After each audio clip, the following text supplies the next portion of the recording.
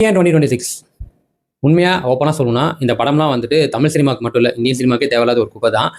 இந்த படம் 2 உச்ச நடிகர்களை அவங்களோட வாழ்க்கையை, அவங்களோட பர்சனல் லைஃப்பை ரொம்ப கேவலமாக சித்தரித்து எடுக்கப்பட்ட, ட்ரோல் பண்ணப்பட்ட ஒரு படம் தான். அந்த உச்ச நடிகர்கள் யாருன்னு தெரிஞ்சுக்கிறதுக்கு ஃபுல் வீடியோ பாருங்க. டிஎன் 2026 இந்த படத்தோட கதை என்னன்னு பார்த்தீங்கன்னா, வெளியூர்லேருந்து பொழப்புக்காக தமிழ்நாட்டுக்கு வர ஒருத்தர் ஒரு டேரக்டர் காணப்பட்ட நடிகர் ஆகிறாரு. அவர் தான் வேணும், அவர் எப்படியாவது பெரிய நடிகர் ஆகணும்னு காரணமே இல்லாமல் ஒரு ஜமீன்தாரர் நம்ம தம்பிராமே அவரை வந்து அவர் சொத்து பத்தில வைத்து ஒரு பெரிய ஹீரோ வைக்கிறாரு. கட் பண்ணா அப்படியே அரசியல் குழி குதிச்சு அவர் சிஎம் ஆனார் இல்லைன்றதான் கதை. ஸோ இந்த படத்தில் எனக்கு என்ன பிடிச்சதுலாம் ஒரு மயிருமே கிடையாது. ஏன் அப்படின்னா, இந்த படம் டீசர் வந்தப்போ நிறைய பேர் வந்துட்டு விஜய் ட்ரோல் பண்ணுறதுக்காக, ஆளுங்கட்சிக்காக எடுக்கப்பட்ட ஒரு படம் அப்படின்னு தான் நானுமே நினைச்சேன். எல்லாரும் அதை தான் சொன்னாங்க. ஆனால் உண்மை என்னன்னா, இது விஜய் நம்மளுக்கு காட்டின விஷயங்கள் எல்லாமே பார்த்தீங்கன்னா, இந்த பதார்த்தத்துக்கு மேலே போடுற தூர ஒரு சீஸ் மாதிரி தான்.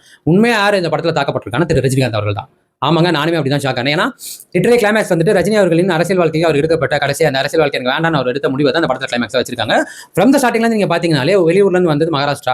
அவர் பேசுறது தமிழுமே வந்துட்டு ஆரம்பத்தில் ரொம்ப உங்களுக்கு புரியாது, ஒரு மாதிரி ஹிந்தி மாதிரி கலந்த மாதிரி தான் இருக்கும். அவர் ஒரு கட்டத்துக்கு மேலே தோல்வி படங்களாக கொடுத்துட்டு இருந்தால் அதுக்கப்புறம் வெற்றி படங்களாக எடுக்க ஆரம்பிச்சது. படங்கள் எல்லாம் சூஸ் பண்ண விதம், அதோட கெட்டப்ஸ் எல்லாமே ரஜினிகாந்த் அவர்கள் தான். ஆஃப்கோர்ஸ் விஜயமே ட்ரோல் பண்ணியிருக்காங்க. பொறுத்த வரைக்கும் ஒரு இந்த விஷயங்கள், இந்த கருத்துக்கள்லாம் தள்ளி வச்சுட்டு முரணா ஒரு படமாக பார்க்குறப்போ மேக்கிங் நல்லா இருக்கான்னு கேட்டிங்கன்னா இல்லை, மியூசிக் நல்லா இருக்குன்னு கேட்டிங்கன்னா இல்லை, நடிப்பாது நல்லா இருக்குன்னு கேட்டிங்கன்னா இல்லை, கேரக்டர்ஸ் நல்லா இருக்குன்னு கேட்டால் இல்லை. இது ஆக்சுவலாக நட்டிய ஹீரோ வச்சு படம் எடுக்கணுன்றதுக்காக பண்ணல. ரைட்டர் வந்து தம்பிராமே, டேரக்டர் வந்து அவர் பையன்.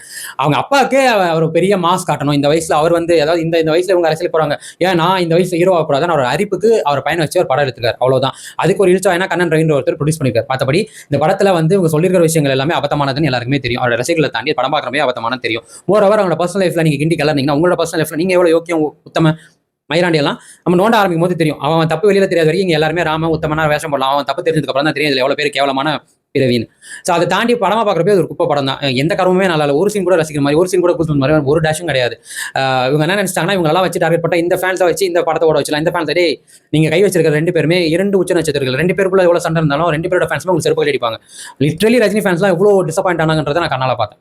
டிஎன் 2026 வந்துட்டு பார்த்தீங்கன்னா ஓடிடியில் பார்க்க கூட ஒரு தேவையில்லாத ஒரு கண்டென்ட் தான். அவர் பெத்த அப்பனா மாசா காட்டுறதுக்காகவும் அந்த ஐட்டம் சாங்லாம் வந்துட்டு பொண்ணுங்களுக்கு நடுவில் வச்சுட்டு அவங்க மஜா பண்ணுறதுக்காகவும் பெத்த புள்ளிய ஒரு படம் எடுத்திருக்காங்க. அவ்வளோதான். மற்றபடி இதில் ஒரு மயிரும் கிடையாது.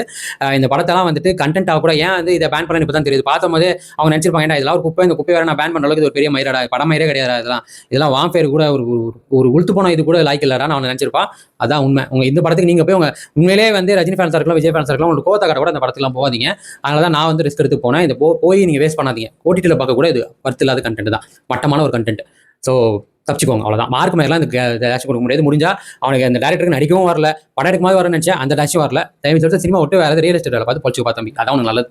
ஸோ உங்களை தொடர்ந்து இந்த மாதிரி சினிமா சம்மந்தப்பட்ட விஷயங்கள், பொலிட்டிக்கல் சம்மந்தப்பட்ட விஷயங்கள் தெரிஞ்சுக்கணும்னு நினச்சிங்கன்னா நம்ம சேனல் ஃபாலோ பண்ணிக்கோங்க. So see next time Vijay காதகன்.